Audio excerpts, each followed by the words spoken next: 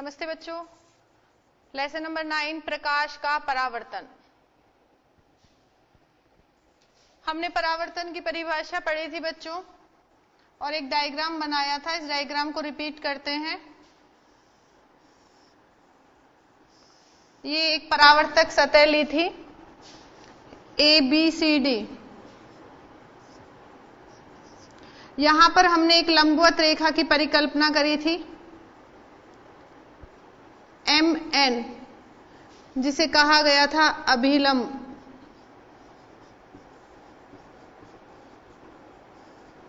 प्रकाश की कोई किरण आती है, यहां पर ये परावर्तक सतह है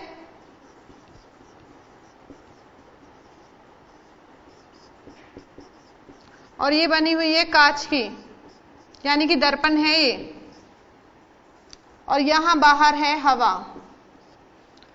फर्स्ट माध्यम है हमारा हवा, सेकंड माध्यम है कांच। प्रकाश की कोई किरण आती है और अभिलंब से कोण बनाते हुए परावर्तक सतह पर गिरती है। ये आने वाली किरण का नाम हमने दिया था PQ और इस किरण को कहते हैं हम आपतित किरण।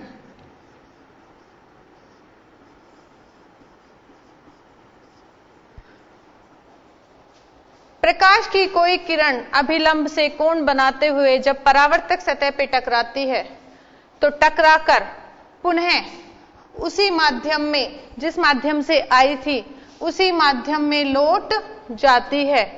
और इस तरीके से लौटने की घटना प्रकाश की किरण की पुनः उसी माध्यम में, यह घटना कहलाती है परावर्तन, रिफ्लेक्शन ऑफ लाइट। यहां पर ये आपतित किरण अभिलंब के साथ कोण बनाती है, उसे हमने I कहा था। जो किरण वापस लौट के चली जाती है उस किरण को हमने परावर्तित किरण कहा था और इसका नाम दिया था QR। परावर्तित किरण अभिलंब के साथ जो कोण बनाती है वो कोण था r।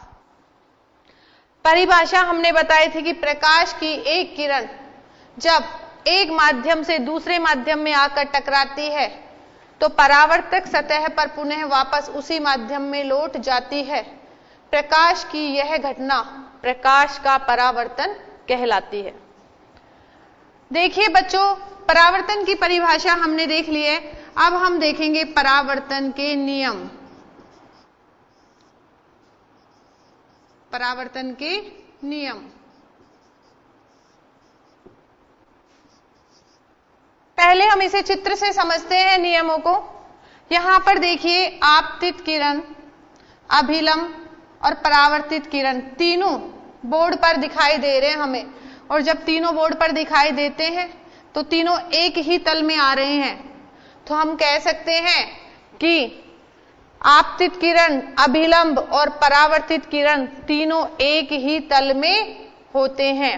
तो परावर्तन के नियम में पहला नियम आता है हमारा, आपतित किरण, अभिलंब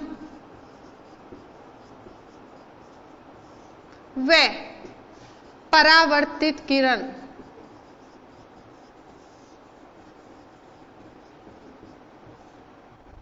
तीनों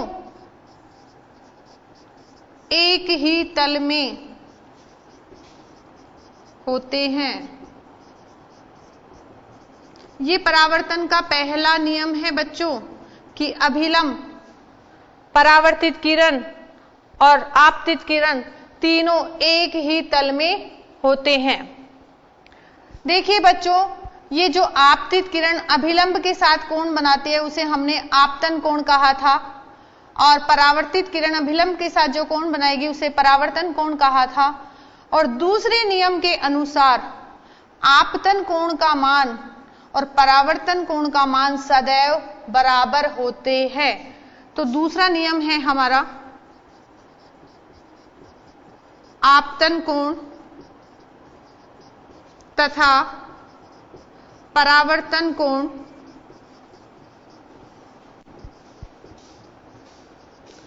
सदैव बराबर होते हैं। कैसे होंगे बच्चों सदैव ये बराबर?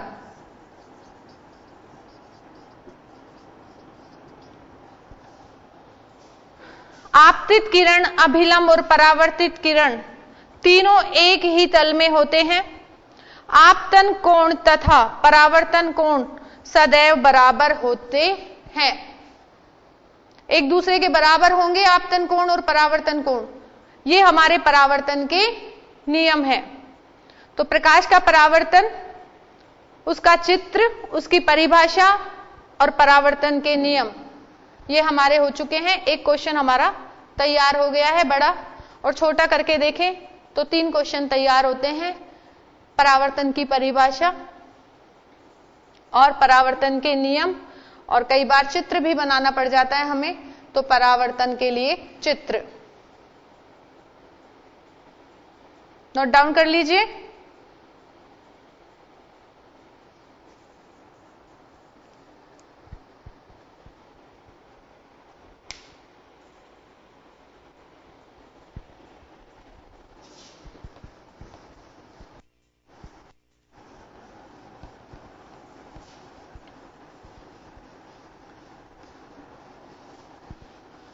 तो ये परावर्तन की परिभाषा, उसके लिए चित्र और परावर्तन के लिए नियम हो चुके हैं। अब हम देखते हैं परावर्तन के प्रकार। तो प्रकाश का परावर्तन 2 प्रकार का होता है, नियमित परावर्तन और विसरित परावर्तन।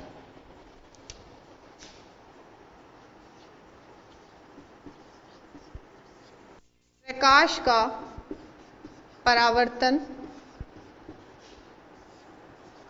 2 प्रकार का है,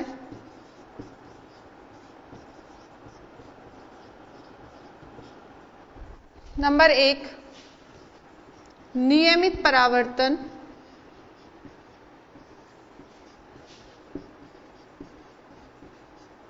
और नंबर 2 विसरित परावर्तन।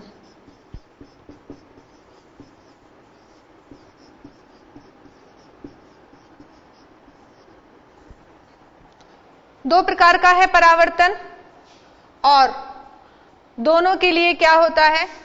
नियमित परावर्तन होता है चिकने परावर्तक पृष्ठ से, और चिकना परावर्तक पृष्ठ है दर्पण।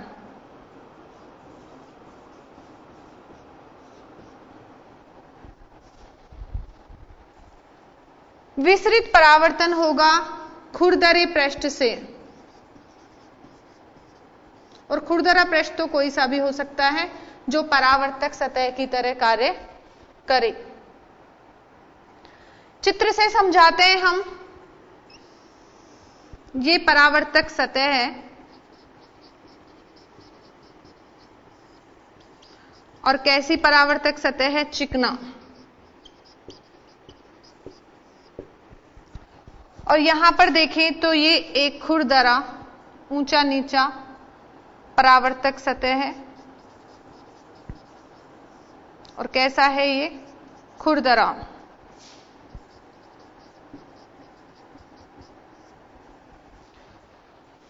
देखिए बच्चों, यहां पर हम अभिलंब की कल्पना कर लेते हैं, और कई सारी किरणें हमें गुजारनी है, तो कई सारे अभिलंब मान लेते हैं।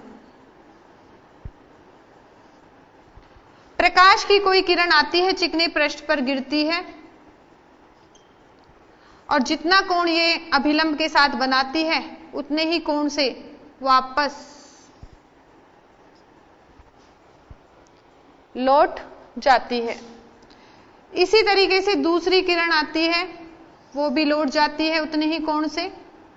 इसी तरीके से तीसरी किरण आती है, वो भी लौट जाती है, और ये एक विशेष दिशा में लौटती है प्रकाश की किरण। आपतित प्रकाश की किरण एक विशेष दिशा में लौटती है। तो यहां पर क्या लिखेंगे? आपतित प्रकाश की किरण का विशेष दिशा में परावर्तन, विशेष दिशा में परावर्तन, विशेष दिशा में क्या हो रहा है? परावर्तन। तो नियमित परावर्तन के लिए क्या है? चिकना परावर्तक पृष्ठ होना जरूरी है। और आपतित किरण, जो आपतित प्रकाश की किरण है, वह एक विशेष दिशा में परावर्तित हो जाती है। तो इस प्रकार का परावर्तन नियमित परावर्तन कहलाता है।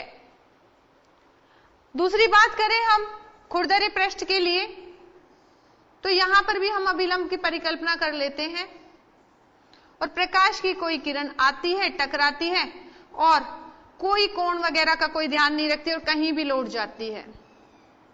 किरण आई और कैसे भी लौट गई। इसमें कोई विशेष दिशा का ध्यान नहीं है, किसी भी दिशा में परावर्तित हो जाती है खुरदरे परावर्तक सतह पर। तो इस प्रकार का परावर्तन विसरित परावर्तन कहलाता है। ये वाला परावर्तन क्या कहलाएगा? विसरित परावर्तन। और इसमें क्या होता है?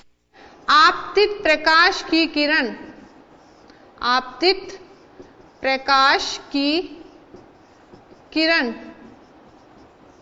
किसी भी दिशा में, कोई दिशा फिक्स नहीं है, किसी भी दिशा में परावर्तित हो जाती है, परावर्तित हो जाती है। तो यहां पर विसरित परावर्तन में जो प्रकाश की किरण आपतित होगी वह किसी भी दिशा में परावर्तित हो जाएगी और इस प्रकार का परावर्तन विसरित परावर्तन कहलाता है। तो ये वाला परावर्तन जो हमने विशेष दिशा में देखा था वह नियमित परावर्तन है, इसे बोलेंगे हम नियमित परावर्तन। और जो खुरदरे पृष्ठ पे होता है इसे बोलते हैं हम विसरित परावर्तन। तो बच्चों डिटेल में डेफिनेशन लिखवाएं, ये बहुत सारी बुक्स में भी होती हैं और हमें कहीं से भी अवेलेबल हो जाती है, लेकिन ये जो हमारा कंफ्यूजन है वो हमारा क्लियर नहीं हो पाता। तो इसको आपको क्लियर करके रखना है, ध्यान रखना है कि प्रकाश का परावर्तन दो प्रकार का है, एक तो नियमित परावर्तन, दूसरा विसरित परावर्तन। और दोनों के लिए हमने चित्र बनाए हैं और शर्त भी बताई है। नियमित परावर्तन के लिए शर्त है चिकने परावर्तक पृष्ठ का होना और वह है दर्पण। और विसरित परावर्तन के लिए शर्त है खुरदरे पृष्ठ का होना और वो खुरदरा पृष्ठ कोई सा भी हो सकता है। नियमित परावर्तन को हमने चित्र से समझाया, तो यहां पर चिकना परावर्तक पृष्ठ लिया और यहां पर हमने कई सारे अभिलंब बनाए और आपतित प्रकाश की किरण चिकने पृष्ठ पे गिरती है और एक विशेष दिशा में क्या हो जाती है? परावर्तित हो जाती है।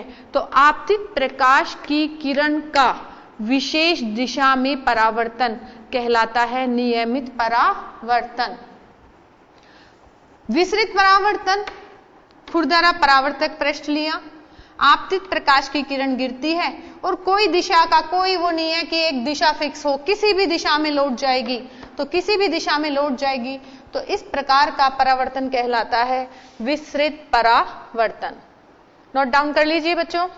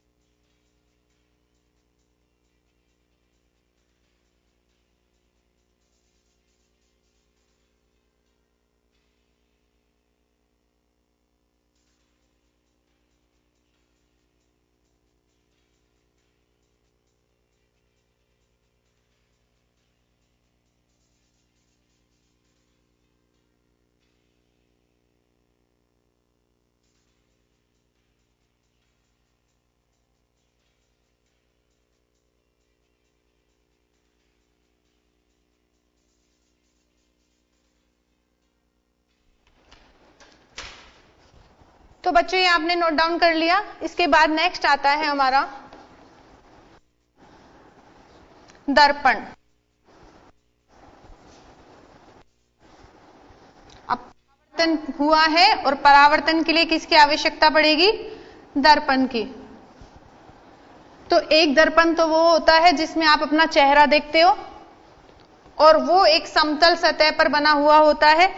हमने जैसे कि बताया था आपको कि एक समतल कांच है और इस पर चांदी की या एल्यूमिनियम की पॉलिश कर दी जाती है और पॉलिश करने के बाद उसके ऊपर एक लेप चढ़ा दिया जाता है जिंक ऑक्साइड का।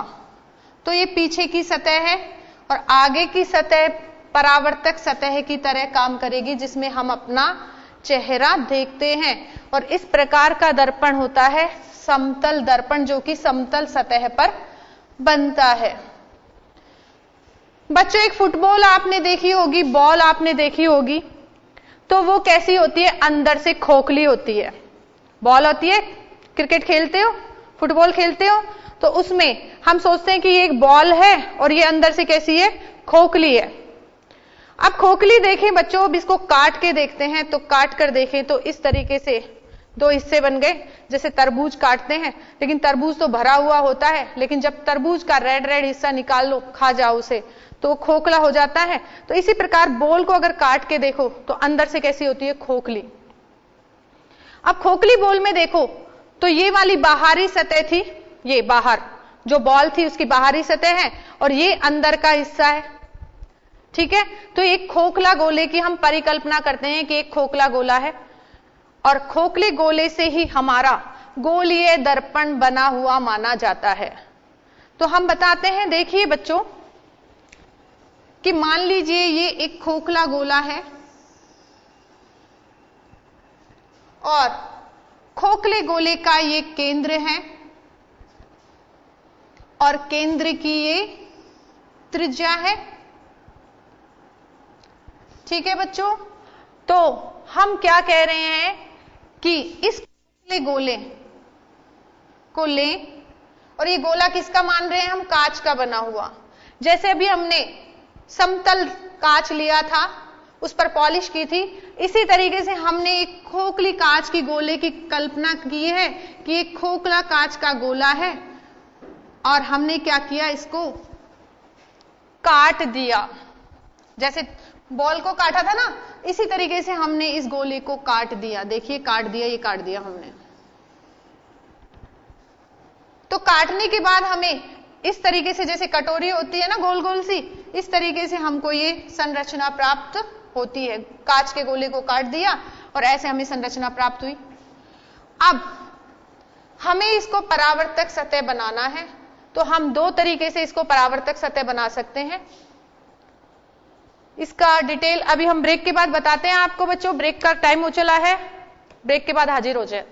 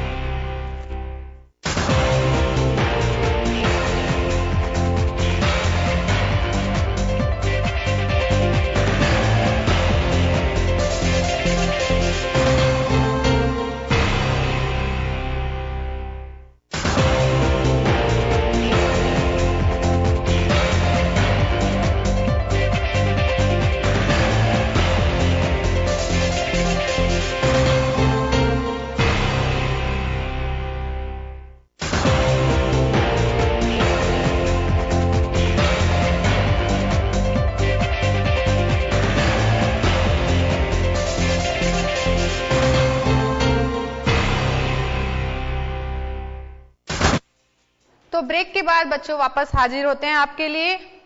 और अभी हमारा चल रहा था गोलीय दर्पण। तो गोलीय दर्पण के बारे में हम बता रहे थे और गोलीय दर्पण के लिए हमने एक कांच के गोले की परिकल्पना की है, अपने दिमाग में इमेजिन किया है, विचार किया है कि जैसे एक बॉल होती है ऐसे ही एक कांच का गोला है और उसको हमने कांच के गोले को काट दिया और काट कर हम इसे दर्पण बनाना चाहते हैं। जैसे कि अभी हमने समतल दर्पण बनाया था, ऐसे ही हम एक गोल दर्पण बनाना चाहते हैं। तो इसकी दो कंडीशन होगी बच्चों। एक कंडीशन तो ये हो कि इस गोले पर अंदर की तरफ चांदी का लेप चढ़ा दें और फिर पॉलिश कर दें। दूसरी कंडीशन ये होगी कि हम बाहर की तरफ चांदी का लेप चढ़ा दें और फिर पॉलिश कर दें। तो इस तरीके से दो तरीके से हमें दो तरीके के दर्पण प्राप्त होंगे। तो देखिए बच्चों, हमने क्या किया, ये दो गोले के दो हिस्से कर लिए, एक ये हिस्सा कर लिया और एक ये हिस्सा कर लिया। और अब हमें इस पर पॉलिश करनी है और पॉलिश करने के लिए मैं अलग तरीके के पेन का इस्तेमाल करती हूं जिससे आपको क्लियर दिखे। देखो, ये हमने दो आधे कटे या जितना भी हिस्सा हमें दर्पण बनाना है उतना हिस्सा हमने ले लिया, लेकिन ये गोलाईदार होना चाहिए, वक्र के रूप में होना चाहिए। वक्र होता है ना, ऐसे ये घुमावदार होता है, इसे हम वक्र बोलते हैं। तो वक्र। अब हमने क्या किया बच्चों, एक बार हमने इसकी पॉलिश की है। देखिए, आपको अलग कलर से दिखाई दे रहा होगा कि हमने पॉलिश कहां की है, बाहर, और फिर इस पे लेप चढ़ा दिया पॉलिश पर। तो इस तरीके से आपको दिखाई दे रहा होगा बच्चों। तो ये पीछे तो हमने पॉलिश की और पॉलिश पर हमने लेप चढ़ा दिया। अब परावर्तक सतह कौन सी बन गई, ये अंदर वाली। तो ये सतह परावर्तक सतह की तरह कार्य करेगी। ये होगी हमारी परावर्तक सतह या पृष्ठ या तल। तो हम इसको तल ही लिख देते हैं कि ये हमारा परावर्तक तल है। अब देखिए बच्चों, दूसरा ये वाला जो गोला है, जो वक्र पृष्ठ है, इसमें हम अंदर की तरफ पॉलिश करते हैं चांदी की या एल्यूमिनियम की, और इस पर लेप चढ़ा देते हैं। आपको दिखाई दे रहा होगा बच्चों, इस तरीके से हमने पॉलिश की और लेप चढ़ा दिया। अब ये वाली सतह परावर्तक तल का कार्य करेगी। तो यहां पर ये सतह करेगी परावर्तक तल की तरह कार्य, यानी कि परावर्तन यहां से होगा इस वाली सतह में, तो और इस वाली सतह में परावर्तन बाहर से होगा। ठीक है बच्चों। अब देखो, ये धसा हुआ हिस्सा है, अंदर की तरफ धस रहा है, और ये धसा हुआ हिस्सा है, धसने को कहते हैं अव, और ये तल है इसका। तो धसा हुआ हिस्सा है और तल है, इसलिए इस प्रकार का जो दर्पण है, ये दर्पण है जिसमें धसा हुआ हिस्सा है, ये जो परावर्तक तल है। तो इस वाले दर्पण को हम कहते हैं अवतल दर्पण। अव यानी कि धसा हुआ और दर्पण यानी कि परावर्तक सतह की तरह कार्य कर रहा है। अब देखिए बच्चों, ये वाला हिस्सा परावर्तिक सतह की तरह कार्य कर रहा है और ये उभरा हुआ है। उभरे हुए को क्या बोलते हैं, उत। क्या बोलते हैं, उत। और ये तल है तो इसका नाम रख दिया उत्तल। तो ये हो गया उत्तल दर्पण। धसा हुआ अवतल दर्पण, उभरा हुआ उत्तल दर्पण। तो आप क्या देखते हो कि गोलीय पृष्ठ से पॉलिश करने पर किसकी, चांदी की, एल्यूमिनियम की, और उस पर लेप चढ़ाने के बाद जो दर्पण बनेंगे, जो परावर्तक सतह बनेगी, उन्हें हम दो प्रकार के दर्पणों में बांटते हैं। एक तो अवतल दर्पण, दूसरा उत्तल दर्पण। आप इसका डायग्राम बना लीजिए एक बार, फिर हम इसकी परिभाषा लिखेंगे।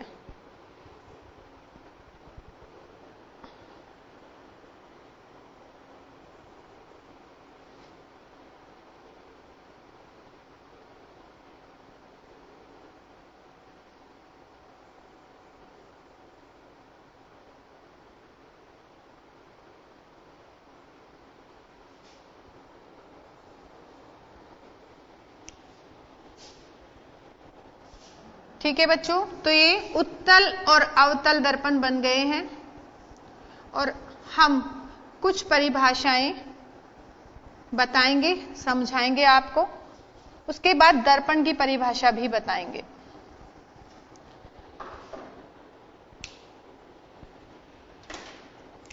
तो गोलीय दर्पण दो प्रकार के हैं, उत्तल और अवतल। उत्तल दर्पण, दूसरा अवतल दर्पण।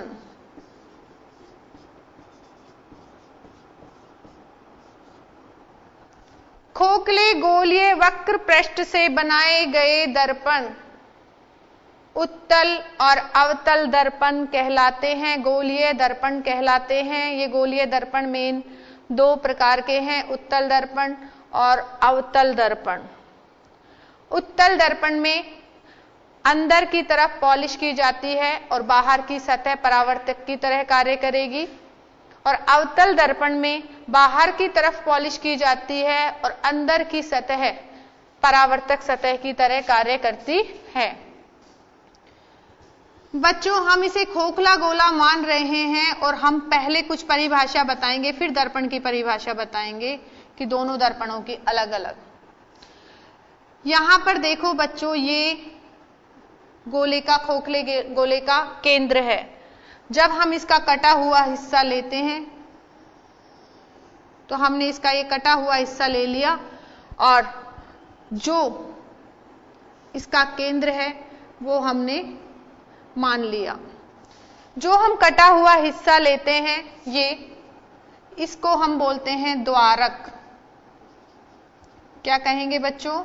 द्वारक। और इसका जो केंद्र है वो हमने ये मान लिया, और इस द्वारक के बीचों बीच एक मध्य बिंदु मानते हैं, ये बीचों बीच एक मध्य बिंदु मानते हैं और इस मध्य बिंदु को नाम दे देते हैं O, और ये O कहलाता है बच्चों ध्रुव।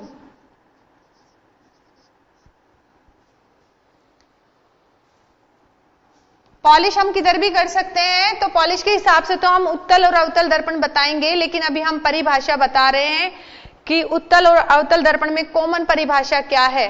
तो कॉमन परिभाषा है एक तो द्वारक की, जो हिस्सा हम किसके लिए, परावर्तक सतह के लिए काम में लेंगे वो होता है हमारा द्वारक, और द्वारक का बीचों बीच में से जो भाग होता है, जो बिंदु होता है, उसे हम कहते हैं ध्रुव। और खोखले गोले का जो केंद्र होता है, ये केंद्र है, इस केंद्र को हम नाम देते हैं C, और इस केंद्र को कहा जाता है वक्रता केंद्र।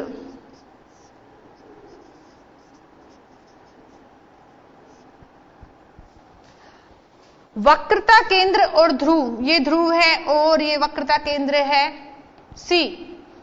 इनके बीचों बीच की ये जो दूरी है, डिस्टेंस है, जिसको हम R से शो कर रहे हैं, इसको कहते हैं हम वक्रता त्रिज्या। क्या कहेंगे? वक्रता त्रिज्या। दोनों के लिए कॉमन चल रही है बात बच्चों, दोनों दर्पणों के लिए, उत्तल और अवतल के लिए, और R है यहां पर वक्रता त्रिज्या।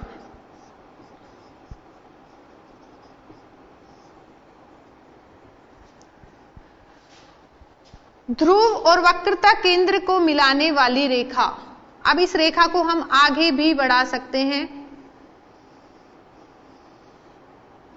ध्रुव और वक्रता केंद्र को मिलाने वाली रेखा, इस रेखा को हम आगे बढ़ा दिया, इधर भी, और इस रेखा को हम कहते हैं मुख्य अक्ष। क्या कहेंगे बच्चों? मुख्य अक्ष। ध्रुव और वक्रता केंद्र को मिलाने वाली रेखा मुख्य अक्ष कहलाती है। गोलीय दर्पण के बारे में बातें कर रहे हैं। गोलीय दर्पण की कुछ मुख्य परिभाषावली पढ़ रहे हैं, जिसमें हमने द्वारक बताया है, ध्रुव बताया है, वक्रता केंद्र बताया है, वक्रता त्रिज्या बताई है और मुख्य अक्ष बताया है। अब बच्चों, थोड़ी सी परिभाषा के बाद अब हम हटते हैं इससे और कुछ समझाते हैं। हम मानते हैं कि ये हमारा बाहर पॉलिश हो रही है, तो कौन सा दर्पण है? अवतल। और यहां पर अंदर पॉलिश हो रही है, तो ये है उत्तल। हमने यहां बीचों बीच मुख्य अक्ष की कल्पना की, ये मुख्य अक्ष है बीचों बीच, और यहां पर इसकी मुख्य अक्ष ये मान ली इस दर्पण की। ये कौन सा दर्पण है? अवतल दर्पण। और ये कौन सा दर्पण है? उत्तल दर्पण। कोई वस्तु यहां रखी हुई है, यहां दर्पण है ये, और इस दर्पण के सामने यहां वस्तु रखी हुई है, और इस वस्तु से प्रकाश की किरणें निकलती हैं। जैसा कि पहले बताया था कि प्रत्येक वस्तु से प्रकाश की किरणें निकलती हैं। तो ये प्रकाश की किरणें निकल रही हैं, और प्रकाश की किरणों के निकलने के बाद इनका परावर्तन होगा, और परावर्तन होने के बाद देखिए ये परावर्तन हुआ, ये देखिए टकराई, दर्पण पे टकरा के वापस लौटी। ऐसे ही यहां से टकराएंगी और टकरा के वापस लौटेंगी, ऐसे ही यहां से टकराएंगी और टकरा के वापस लौटेंगी, ऐसे ही यहां से टकराएंगी और टकरा के वापस लौटेंगी। तो प्रकाश की किरणें परावर्तन के बाद जहां मिलती हैं, यहां मिल रही हैं, ये जहां मिलती हैं उस बिंदु को हम कहते हैं एफ फोकस। फोकस बिंदु। फोकस बिंदु जहां पर प्रकाश की किरणें परावर्तन के बाद मिलती हैं। यहां पर देखें तो ये परावर्तन, इसको देखते हैं, यहां पर ये किरणें इकट्ठी हुई हैं एक बिंदु पर, और यहां पर ये फैल जाती हैं, विसरित हो जाती हैं, और हमें एक बिंदु पर मिलती हुई प्रतीत होती हैं, मिलती हुई प्रतीत होती हैं। ओरिजिनलिटी में नहीं दिखाई देती, लेकिन मिलती हुई प्रतीत हम मान सकते हैं कि यहां पर मिलती हुई प्रतीत होती हैं, और जहां ये मिलती हुई प्रतीत होती हैं वो इसका फोकस हो गया। तो प्रकाश की किरणें जब मुख्य अक्ष पर समानांतर आती हैं, तो जिस बिंदु पर परावर्तन के बाद मिलती हुई प्रतीत होती हैं उसे फोकस बिंदु कहते हैं एफ। और यहां पर भी मिलती हुई प्रतीत हो रही हैं, यहां पर किरणें इकट्ठी होती हैं, इसलिए इनको इकट्ठी कर रही हैं। जो इकट्ठा करता है वो कहलाता है अभिसारी दर्पण, और जो फैलाता है वह कहलाता है अपसारी दर्पण।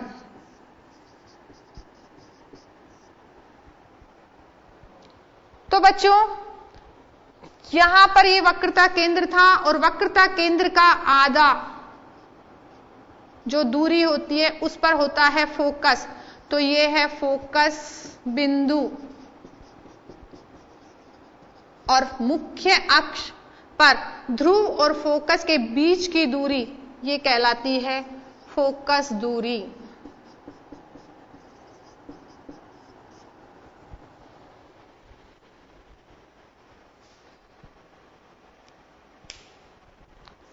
तो आप ये परिभाषाएं समझ गए होंगे बच्चों।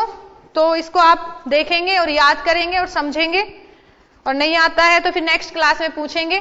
तब तक के लिए धन्यवाद।